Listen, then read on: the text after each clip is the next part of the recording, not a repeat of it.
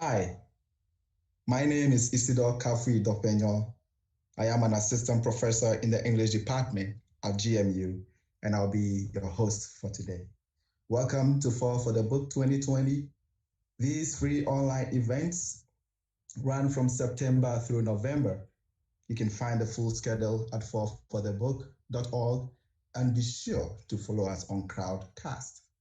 You can do that by clicking the Fall for the Book icon above this window and then clicking follow. Now, it's my pleasure to introduce Dr. Natasha Jones. Dr. Jones is an associate professor at Michigan State University in the Writing, Rhetoric, and American Cultures Department. She is a technical communication scholar and a co-author of the book Technical Communication After the Social Justice Then, Building Coalitions for Action. Her research interests include social justice, narrative, and technical communication pedagogy. Her work has been published in a number of journals, including Technical Communication Quarterly, the Journal of Technical Writing and Communication, the Journal of Business and Technical Communication and Rhetoric, Professional Communication and Globalization. She has received national recognition for her work, being awarded the 4C Best Article in Technical and Scientific Communication and the Neil Ann Pickett Award for Best Article. She currently serves as the Vice President for the Association of Teachers of Technical Communication and Technical Writing, ATTW. I'd like to remind my audience that you can ask questions in the chat. Please, let's welcome Dr. Natasha Jones, and let's pay attention and listen to her words of wisdom. Thank you, Dr. Jones. You may proceed. Thank you, Dr. Dorpino. Thank you for this opportunity to spend time with you this afternoon. And I really want to thank Dr. Isidore Dorpino for inviting me. Words of wisdom, we'll see. But thank you for inviting me. And thank you to the Fall for the Book organizers, especially Susie Rigdon. Thank you for facilitating and organizing. Before I start, I want to acknowledge that we are living in particularly difficult times, and the very nature of the work that many of us do, work that centers the voices and needs of the systematically and systemically marginalized, necessarily draws from our intellectual capacities, but also our emotional capacities as well. So I want to recognize that labor that many of us are putting forth to fight for a more just and equitable existence for us all. And I thank you for that work. Next, I want to say thank you to the amazing Black and women of color scholars on whose shoulders I stand. And I specifically want to mention Dr. Miriam Williams, Dr. Angela Haas, and Dr. Laura Gonzalez, to name a few of the powerful voices that have shaped who I am as a scholar. And finally, I want to take some time to be clear that the work and works I share here today are not mine alone, and that this work and the ideas that were generated from this work and have helped to shape this talk were created in coalition, because coalitions enable imagination and innovation, not only as a coalition as a whole, but on personal and individual levels. Specifically, I want to thank my nerd squad, my co-authors, Dr. Kristen Moore at the University of Buffalo and Dr. Rebecca Walton at Utah State University. And before I begin, I want to say a couple of things about Rebecca and Kristen. I've known both of these amazing women since graduate school, and they've always inspired me. Our book, Technical Communication After the Social Justice Turn, Building Coalitions for Actions, was not just about telling other people how they can build coalitions within their own spheres of influence, but it was really about figuring out what it meant to be in coalition and what it was about working and creating and imagining in coalition together. So at the beginning of the book, we share a story of how our coalition was built. And I do want to honor that work. And although I share some personal stories and experiences, this is all filtered through the lens of the coalitional work that Kristen and Rebecca and I do together in our coalition, and then the other powerful coalitions that we've crafted across discipline, across communities, and across our lives. Before I begin discussing that work, though, I want to take a moment to say Breonna Taylor's name. I need to say her name not only symbolically, but with the full of myself and my emotions. I say her name in this space and in this place. I say her name out loud with care, with love, with rage, with fear, in desperation, and in hope. Breonna Taylor. In this moment, I say her name with my full voice so that her name can be heard. And I say her name because she deserves so much more. I say her name because it is imperative that I speak. And I say her name and I do not ask for a moment of silence because my silence will not save me. And so I speak. And today my talk is about silence. I think it's interesting to be giving a talk about silence and the importance of talking. A talk about talking is kind of meta, I guess, but I digress. One of the things about me, and one of the things most people who know me, and honestly, lots of people who are just meeting me will probably say, is that I love to talk. I'm a talker. In my profession, in my work, technical communication, I study and I analyze communication. And I guess that in some ways, this is where I'm supposed to be because I've always been interested in communication in some form or another. And I've always been very communicative, again, a talker. I met my best friend because I was a talker. I sat down next to her at our telemarketing job as an undergraduate at Georgia State University. And in between talking to university alum on the phone, chatting them up to get them to donate to the university, she'll probably tell you that I also chatted her up nonstop. I'm not sure how I managed it, but somehow I did. That's the gift of a talker. She tried every social cue that she knew to get me just to shut up. She, as you can probably tell, is not a talker. Unfortunately, I didn't notice or I didn't take the hint. I don't remember.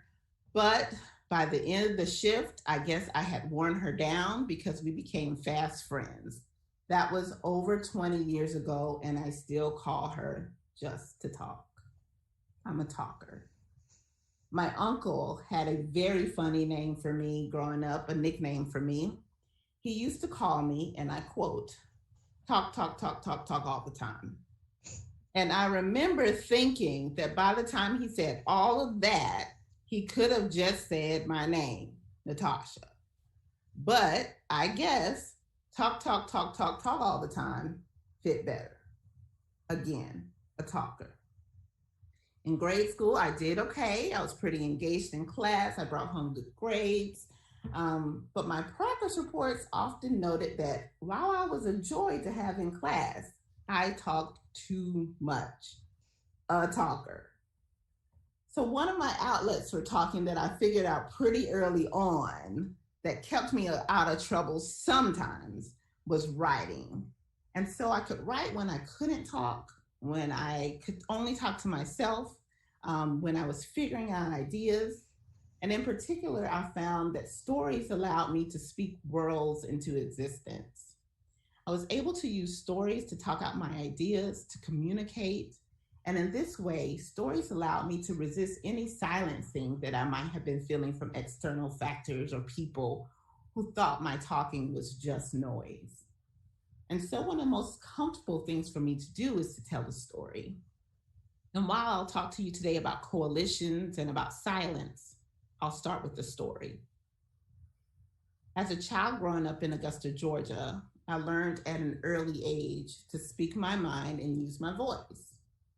Black feminist scholars like Audre Lorde reminds us that silence does not save us. And she specifically says that when we transform silence into language and action, it's a powerful thing. Lorde says, my silences had not protected me. Your silence will not protect you. But for every real word spoken, for every attempt I had ever made to speak those truths for which I am seeking, I had made contact with other women while we examined the words to fit a world in which we all believed, bridging our differences. I thank Lord for those words. And I recognize that as this is Lord making clear connections between language, resisting silence, and creating coalitions. But even before I knew of Audre Lorde, and as a child, I began learning about coalitions, even though I didn't know what they were. I began learning about resisting silence. Like I said, I was encouraged to speak up and speak out when I was younger. And so when I was young and I would get in trouble for this thing or that thing, my father would often have discussions with me.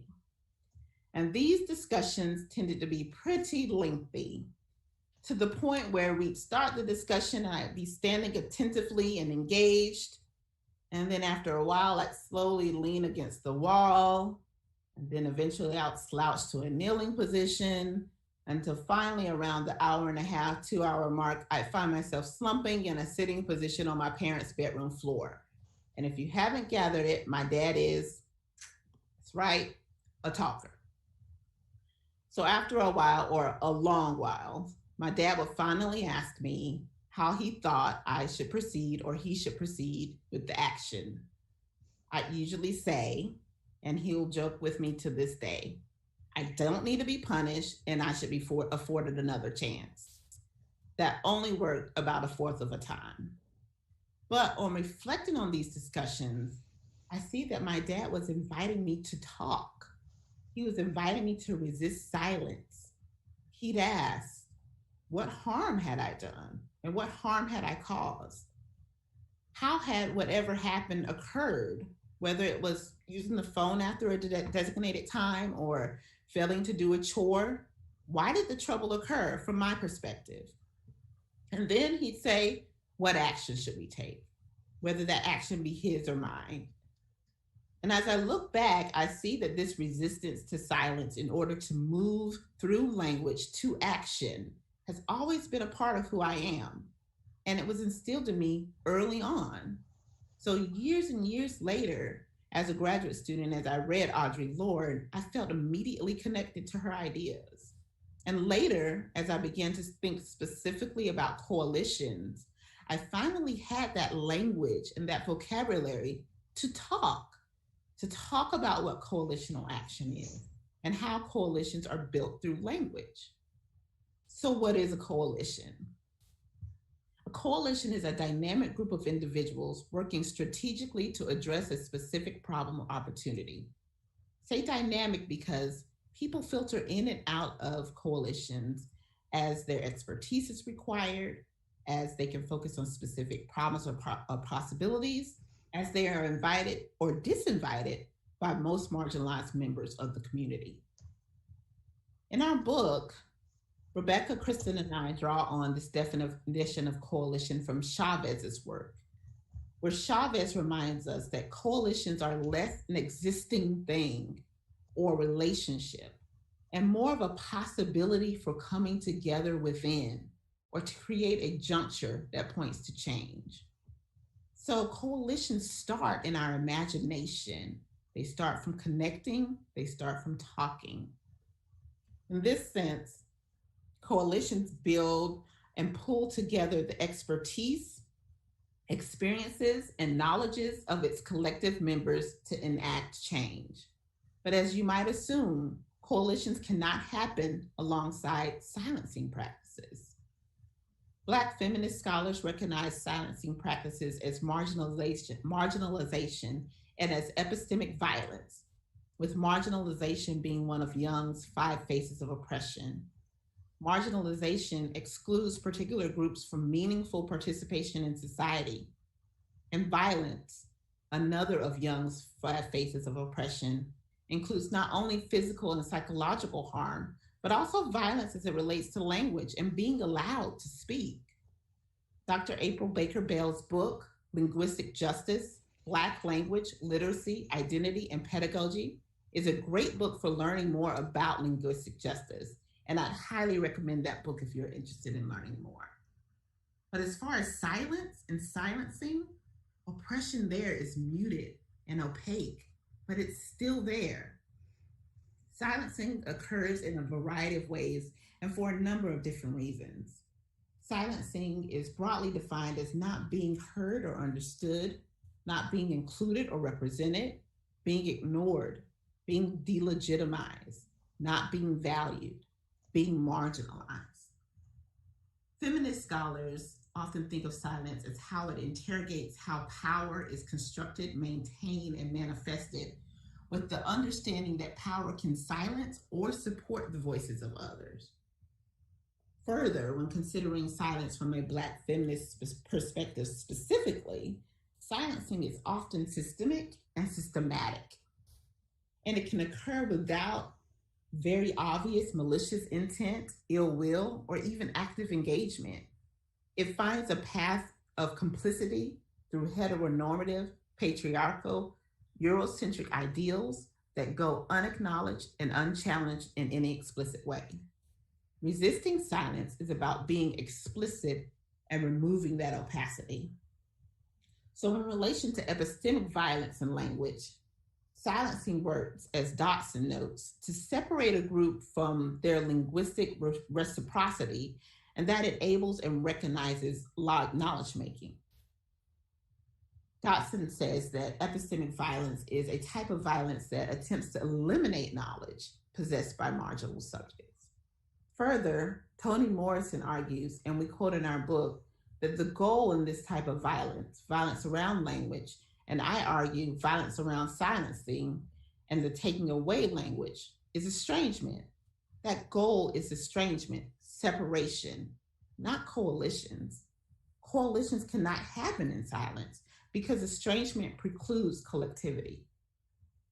This is why my co-authors and I argue that after recognizing injustice and oppression for what it is, building coalitions must start with a reveal, and that revelation requires dialogue. If I think back to what Audre Lorde has taught me, that breaking silences builds bridges, and builds bridges across gaps. Or if I even think further back to my parents' bedroom floor as a child, I understand that dialogue asks us to get into the room and prepare for long, uncomfortable conversations. So in our book, Kristen, Rebecca, and I offer a way to work through the difficult steps of building a coalition. We call our approach the 4 R's: recognize, reveal, replace, and reject. The first R, recognize, asks that individuals recognize oppression and injustice for what it is and recognize it when it is happening. One manifestation of oppression is silencing. This means that in order to build an effective coalition, we must look for and listen for silence. What is not there? Who is not there? What is not being said? We must locate the silences. Silencing occurs in a variety of ways, but we must start to think specifically in our institutions. What does silencing look like? These institutions be in our universities, there are departments, there are academic conferences, and one form of silencing that we can start to look for in those spaces and places is called testimonial quieting. Dotson describes testimonial quieting as an audience failing to identify a speaker as a knower. This idea is connected to knowledge legitimization and knowledge creation. Dotson describes this as the disappearing of knowledge, and it occurs when local or provincial knowledge is dismissed due to privileging alternative, often Western epistemic practices. Drawing on the work of Patricia Hill Collins, Dotson notes how the presumption of incompetence constrains Black women's ways of learning and knowing and restricts the spaces and places in which Black women can engage in epistemic knowledge practices and processes. In this way, a focus specifically on Black women, Collins demonstrates how Black women's knowledge is undervalued and devalued. And our academic institutions are ripe for this type of testimonial quieting. In their collection, Presumed Incompetent, The Intersections of Race and class for women in academia, Muse et al. Draw together narratives of women of color in academia. And these narratives provide accounts of the ways that knowledges, experience, and voices were silenced in academic spaces and places. The authors argue that their personal stories in their volume bridge an epistemological gap. In other words, they resist silence to center their own experiences, valuing their own knowledges. And to be clear, our academic disciplines themselves are often complicit with this silence. And often there are people within these academic disciplines that unknowingly or knowingly gatekeep by defining the boundaries of what is validated knowledge and deciding on what counts as disciplinary work. And this builds complicity with academia's ways of marginalizing such certain groups. So if you think about the times when you've heard, that's not a valid method for conducting research. This work is so narrowly focused on race, gender, or sexuality. Our journals don't publish that type of research. Or my favorite, this just isn't empirical. That's quieting. That's silencing. That's reproducing marginalization. In building a coalition and recognizing silence, then, what are some ways that we can listen? I think of Dr. Cecilia Shelton's suggestion that radical honesty is an important pedagogical approach, and I'd argue it's an important coalition building approach. Shelton builds from Bianca Williams' work that describes radical honesty as truth telling, valuing personal stories and experiences, and action. I like that because that action means you get to do something about it. You get to say something about it. And radical honesty as a Black feminist frame can provide one way to address silence. A couple of years ago, I gave a talk about rhetorical loudness, and I was subsequently introduced to the work of Dr. Sharita Roundtree and her work on noise and Black women graduate teachers. It was so interesting to hear about her work, get to meet her, and think about my experiences with talking and with loudness, especially how it deals with being a Black woman and talking and loud. I shared during that talk that while I was encouraged to speak in some places and spaces, I was subsequently chastised for my loudness. And it's an interesting place to hold. But as I noted then, it's not only about being singularly loud, it's about freedom and liberation. It's about systematically and systemically pushing back for marginalized groups. And it's about dialogue. Zora Neale Hurston is credited with saying, if you are silent about your pain, they'll kill you and say you enjoyed it. So Black feminism centers a Black woman's experience as liberatory approach for all humankind, embracing harmony with others and with the environment. And Black womanism and feminisms center the voice, the loudness, the talk, the speech of Black women as fundamental. Collins reminds us that these willful ways are attributed to freedom and can help push along freedom that limit Black women. So when I talk about rhetorical loudness or being loud, when I talk about talking back, like Bell Hooks reminds us, when I talk about resisting silence, I'm talking about deploying a very powerful agency. There are other things we can do in our academic institutions to resist and locate silence. One of the things is that we reject gatekeeping practices that silence voices and systemically marginalize the voices of others. We listen and we celebrate new ideas and we acknowledge new ways of learning and the new knowledges that are developed and presented, and we celebrate it all. I think about Dr. Temptations McCoy's award-winning dissertation. Y'all call it technical and professional communication. We call it #ForTheCulture, the use of amplification rhetorics in Black communities and their implications for technical and professional communication studies. She argues that we have to validate and amplify marginalized knowledges in the Black community, pushing us to reframe what we consider to be technical communication at all. But I won't tell her story. You need to read her work and cite her work. We can also make spaces and places that allow for the coming together of ideas and people. And some of these spaces and places can take place at our academic conferences. But I also encourage folks to look at the Academy in their own departments and how you can come together there. You can create a culture of transparency and radical honesty. You can remove barriers and blocks for meetings and who's allowed in and out of these meetings and have representation across the community. You can change rules and procedures. We can celebrate and announce loudly and publicly the work of systematically marginalized groups in very public spaces and places from our departments outward. These move us toward coalition building. And these are only a few suggestions that we can take to remove the silences and silencing practices that inhibit coalitional practice. So I feel like I've talked a lot, and that's fine. But I want to draw your attention to two things before I wrap up. I've cited a number of Black women and mentioned Black and women of color in this presentation. I've done this in order to amplify their work and do my small part in making sure their work is not silenced. So please check out the work of Dr. Sharita Roundtree, Dr. Cecilia Shelton, Dr. Temptations McCoy, Dr. April Baker Bell, Dr. Laura Gonzalez, Dr. Angela Haas, Dr. Milliam Williams, and whoever else you can get your hands on. We have a nice list of scholars at the end of our book that is a starting point for building out your knowledge about the work that is being done in spaces and places where you might not be a part. And finally, I began this talk by saying Breonna Taylor's name. I'll end my talk by saying Breonna Taylor's name. If you're not familiar with the hashtag Say Her Name movement, please take a time to familiarize yourself with it. It's a hashtag that gained popularity after the murder of Sandra Bland, a Black woman scholar like me, in 2015.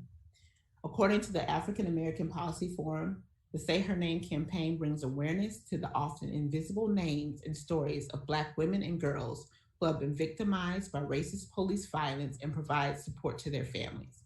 At its core, this movement is about resisting silence. When I think of Sandra Bland, I'm reminded that yet again, my silence will not save me. Bland, as a Black woman scholar, brought to the fore for me the clear and terrifying connections that I have to so many Black women we've lost. So I speak their names. I say their names. Breonna Taylor. Thank you for your time today. Thank you. Thank you for your electrifying presentation. We are so grateful for these words. When I started, I said that it was going to be a powerful presentation, words of wisdom. Need I say more? Thank you. At this point, I think I'm going to ask some questions, questions from my audience and questions from students in my class. So, some people would like to know what sparked, and I think you've talked quite a lot about what sparked your interest, but could you tell us more about what sparked your interest in technical communication and what motivated you to address social justice issues in TC? Right. So I think that I'll often say I fell backwards into technical communication because when I talk about my love for stories and narratives, I thought I was going to be the great American novelist, and then I thought I was going to be a lawyer, an actress, and magazine editor, all of these things. But when I started my grad program at Auburn University in technical and professional communication, Dr. Michelle Sidler, I took a class on biotechnology, and I was like, what does biotechnology have to do with technical communication? And it was really interesting because she had us do a project, and I found the work of the Innocence Project. And it was fascinating to me to see how they use such technical information, forensic data, biotechnology advancements to talk about their work and to push forward this movement to exonerate wrongfully convicted and wrongfully imprisoned individuals. And I think that's where the social justice movement, and as far as I see it, related to my scholarship, started because I saw how powerful it was to think about being able to communicate technical, scientific, legal details that folks might not necessarily understand or be able to grasp, and use that gift in a way to make sure you're amplifying the voices of others, or working to build up communities, or working to engage with injustices and oppressions that we see in the world. And after I learned that, I was like, there's no way that folks that say they are technical communicators can be anything other than the advocate, anything other than a way or a path through helping get work done in the world. So I think that, long story short, I fell backwards into it. I became passionate about it when I learned about the work of the Innocence Project. And I've had some amazing scholars and mentors that have helped me always keep focus on making those connections to my work, making sure that my work is connecting to something other than just academia. And your dissertation explores the Innocence Project, right? Yes, I had the wonderful opportunity of working with the Innocence Project Northwest in Seattle, Washington. At that time, it was under the leadership of Dr. Jackie McMurtry. And I was able to see how they do their work. I was able to see how they talk about their work. I was able to really just kind of dig in. And I'm still fascinated by the work that the Innocence Project does. And like I said, it's really been my driving factor to always think about what work I can do as a technical communicator to advocate for others. Interesting. So silence. What happens when people who speak the truth are silenced by the government? What can the field do to fight against such censorship that endangers public health? Yeah, so that's a really hard question, but I think that part of the reason I wanted to talk about silence, and Isadora, I originally wasn't going to talk about silence at all. And then the Breonna Taylor thing happened, and then the executive order happened. And I just felt compelled to speak out and to focus on the silencing that I was seeing. And so I think part of the things we can do is don't stop talking. Don't stop making connections between our scholarship and what's going on in the world. Don't make these siloed kind of assumptions about who we are as people. This is professional Natasha. This is personal Natasha. This is political Natasha. I've heard people in our field specifically say, this is too political. Our organizations are becoming too political. And that's a place of privilege to be able to say that this is too political. Because when I step into a room, I bring my wholeness of myself.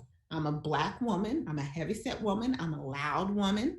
So every space I step into is automatically political. There is no personal, political, professional Tasha. It's Natasha. So I think that acknowledging that scholars are whole people and that we have very real impact on the work that we do in our academic scholarship, that we can talk back to the world, we can work with what's going on in the world, is something we can do to kind of start, pushing back and resisting these silencing practices and these efforts to silence our voices. But I think one of the things that I would say do is bring the wholeness of yourself to your work, and push back against people who say you're too political, you're too, you're bringing too much to your work, you're bringing too much passion to your work. That's just code for you're being too loud.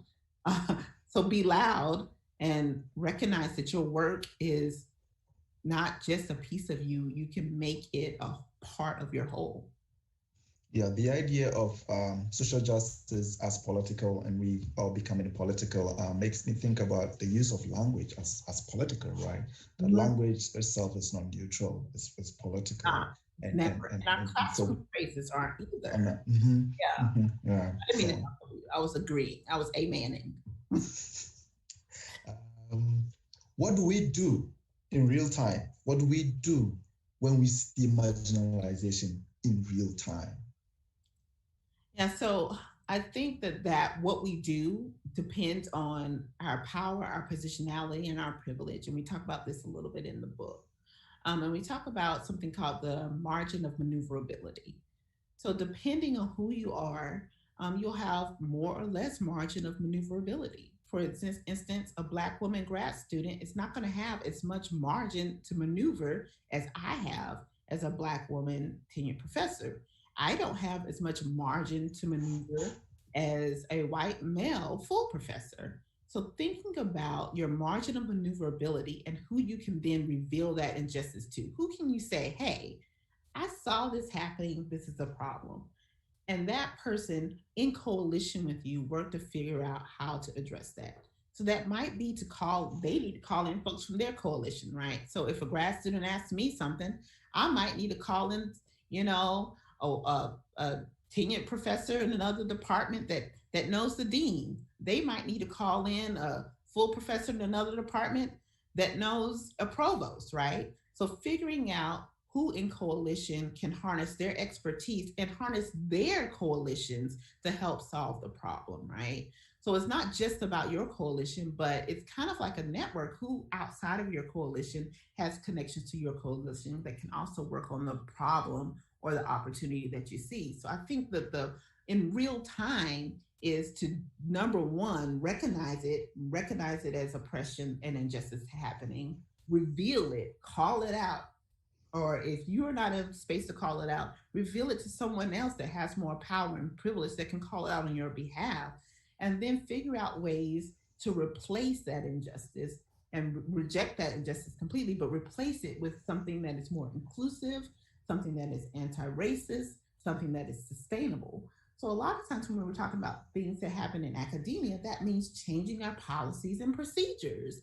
And academia is notorious for not wanting to change policies and procedures. But what we've been doing in academia is not working, right? Or you wouldn't keep getting statements from different schools, different bodies of students, different bodies of professors, different bodies of administrators talking about doing anti-racist work if it were already happening. So thinking about policies and procedures that can be changed, that need to be changed, thinking about where the power lies in our institutions, thinking about who has the privilege in our institutions to actually speak out, and then keying into those coalitions to actually do the work that needs to be done. Thank you. So I like the idea of recognizing, right? And the current political landscape in the US, the world around, makes me think that some people who, powerful people, I don't know if they fail to recognize or they recognize but do not want to address such issues. So then, how do we recognize, right? How do we honestly recognize that something is not just or injustice, right? And this is where we get to the political part of taking action. And so maybe recognizing being a political, I don't know if it's politics, right?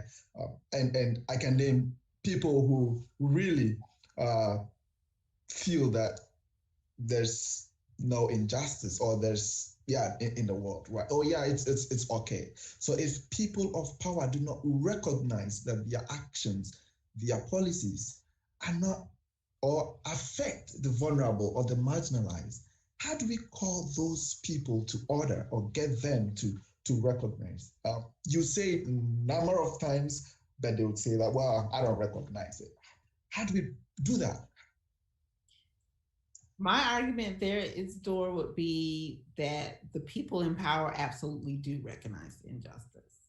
They absolutely do recognize the injustice. They hold on to the injustice because it keeps them in power. And that is something that I think that, for me, that is a recognition that I think that people who are working in coalition need to kind of sit with. Yes, sometimes there are times when people don't recognize and they don't understand, and that's when you can do the good faith action of reveal, recognize, reject, replace, and work in coalition to do that work. But at times when you have people in power who very much recognize the injustice and they choose not to address it, then that's when you work with coalition to figure out how to push back against those in power. Because I don't think that people in power are always so unaware of the injustice that's happening. Maybe that's my cynical point of view.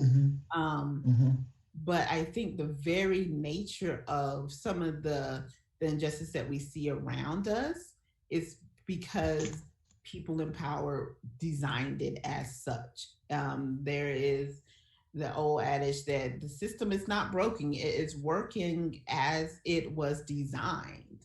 And so when you hear for calls to replace procedures or make laws that overwrite old laws or defund and abolish the police. These are folks working in coalition to address these power systems that have been set up to oppress, to marginalize. So I think that when we think about the recognize, we have to kind of sit with, okay, is this a recognition saying, hey, this other person doesn't recognize? Or is our own recognition piece saying, hey, they do recognize it. So now what? What can we do to address it? So I think when I say recognize, that I think that I have to be careful with thinking about, am I recognizing it? Or am I saying that someone else is purposely not acknowledging it? The gaslighting that happens a lot of times during depression. So yeah, that would be my answer to that. Which is, yes, it's a political answer, but it's also an answer that is very connected to the work that I do in academia. It's very connected to who I am as a Black woman, and so that's my professional, political, personal answer. Yeah, that's interesting. It ties really well to the next question that I'm going to ask. How can or how do you productively ask or get some people to be silent? Giving you voices and space to other. How do you productively get someone to be silent? Do you mean how do you recenter? Or Maybe, yeah. So giving new yeah. voices space sometimes requires that the Right, old. right. So I think Hooks talks about from margins to center, right? So centering are those folks that have the power, have the voices. They're closer to that mythical norm, right? They take up space, right? And sometimes they don't recognize they're taking up so much space and those kinds of things. But I have seen, and I go back to um, the example that I saw recently in a press conference where a Black woman is speaking at the presidential press conference, and she says, wait, I'm speaking, right? And so I think to recenter, sometimes we have to say on our own behalf, which is a risky move for us, right? Wait, I'm speaking. Wait, this is important. Other times it's calling in coalitions, right? Do you have someone that you can go to that say, hey, wait, we're not listening to this group of people. We have not represented this group of people. We don't amplify this group of people. What can we do, right? I think about the hashtag cite a Black woman, right? That's recentering. That say, hey, this is work that needs to be acknowledged. This is work that needs to be pushed to the fore from the margin to the center. So I don't think it's necessarily about silencing others. I think it's about reframing and recentering whose voices we choose to hear, right? You're always hearing the same voices, the same experiences. The same people are saying, we don't publish that in our journals. The same people are saying, that's not a valid way to do, research. The same people are saying, this isn't empirical.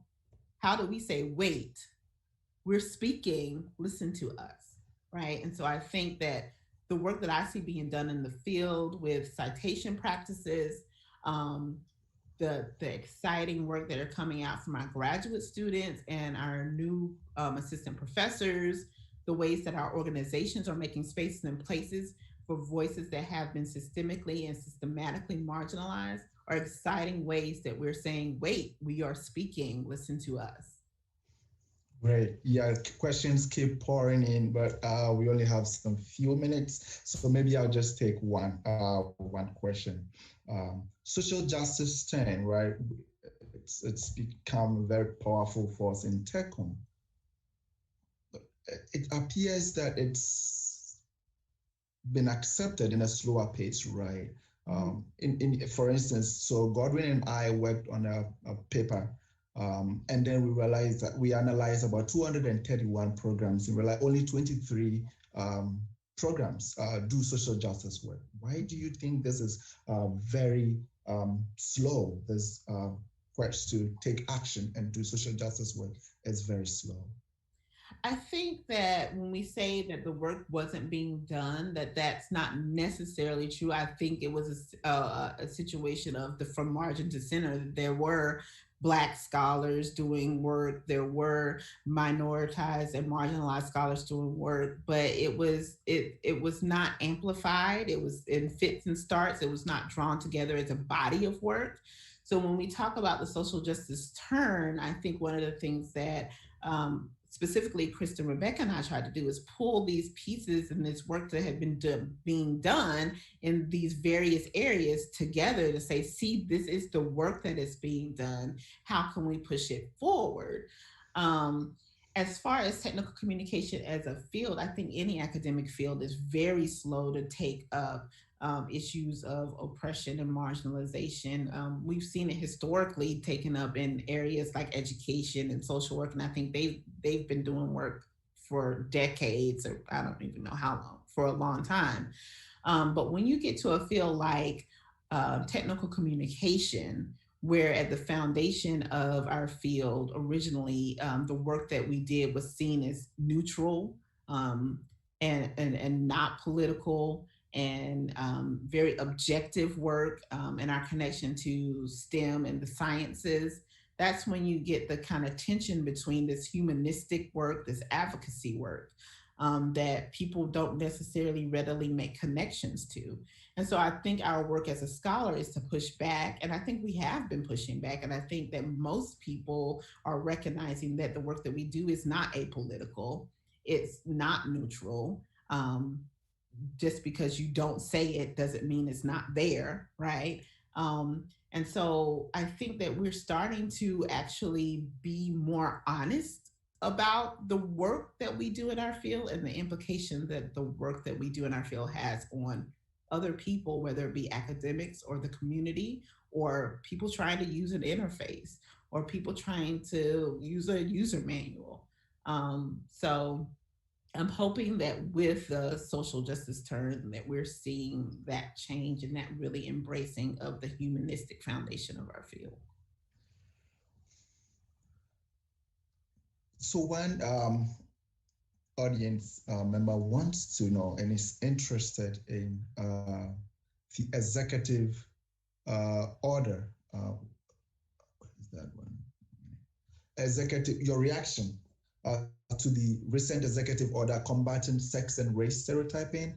How do you react to that? Do you have any reactions or something? Pretty sure most people could guess my reaction.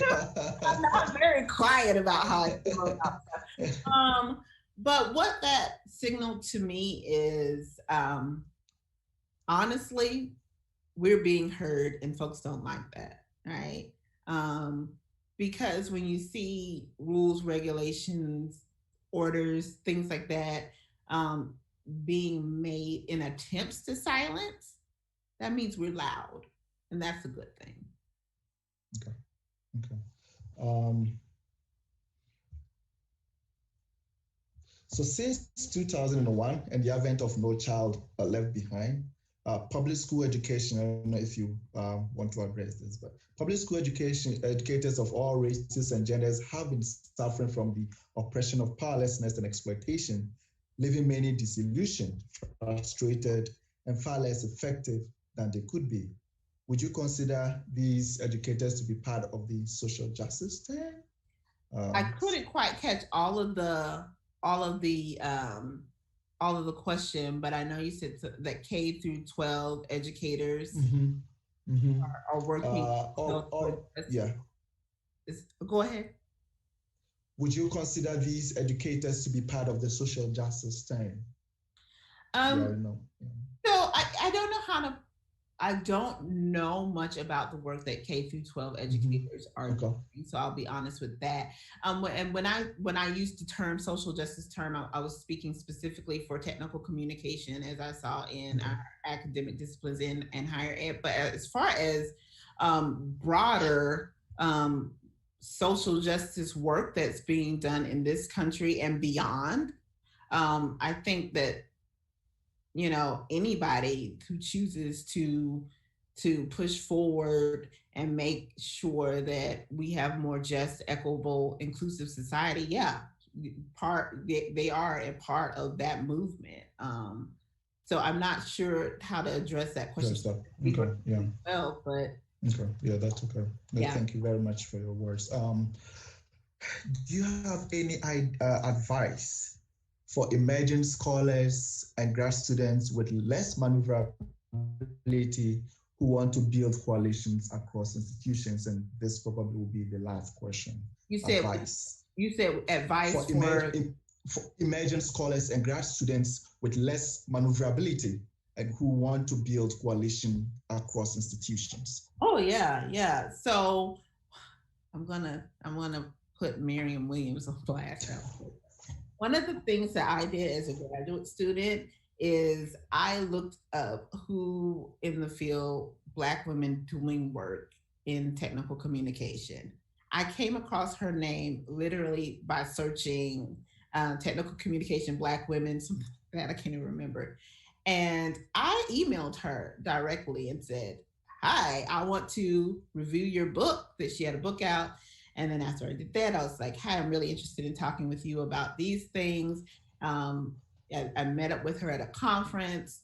I kind of stayed in her space and place. She turned out to be a great mentor, colleague, and friend. So for graduate students, I would say find the scholars you're interested in, reach out to them. A lot of times you'd be surprised. They're super happy to hear from you. They're super excited to know you're reading their books. They're super excited you're reading their articles. And sometimes they turn out to be your strongest mentors, your absolute strongest mentors. I remember even one time I was working on narrative, I reached out to Carol Burton Carter, and she's since passed, but she had no connection to me, did not know anything about me, but responded to my email. So I would just say, be afraid, don't be quiet, don't be afraid to reach out, and see what responses you get back, and who you can bring into your coalition. Because I think you will be surprised at who's actually happy to help and happy to amplify your work. I think reaching out is very important. I reached out to Dr. Godwin Agboka, and he's been very wonderful. And I reached out to Miriam sometime last month. Yeah. We've been talking about projects and other things. So yeah, reaching out, I think it's one of the most powerful tools for students to maneuver their way through. Because a lot of times people don't know that they don't know you. So say hi. Yeah, it's important. Thank you very much, Dr. Jones, for these wonderful words and your presentation. It's wonderful, fantastic. And thank you all for listening in. We appreciate your time. We hope to continue this conversation. And those in English 726, yeah, we'll continue this conversation this evening. I hope to see you all this evening. Thank you. Thank you very much. Thank you for having me. Thank you.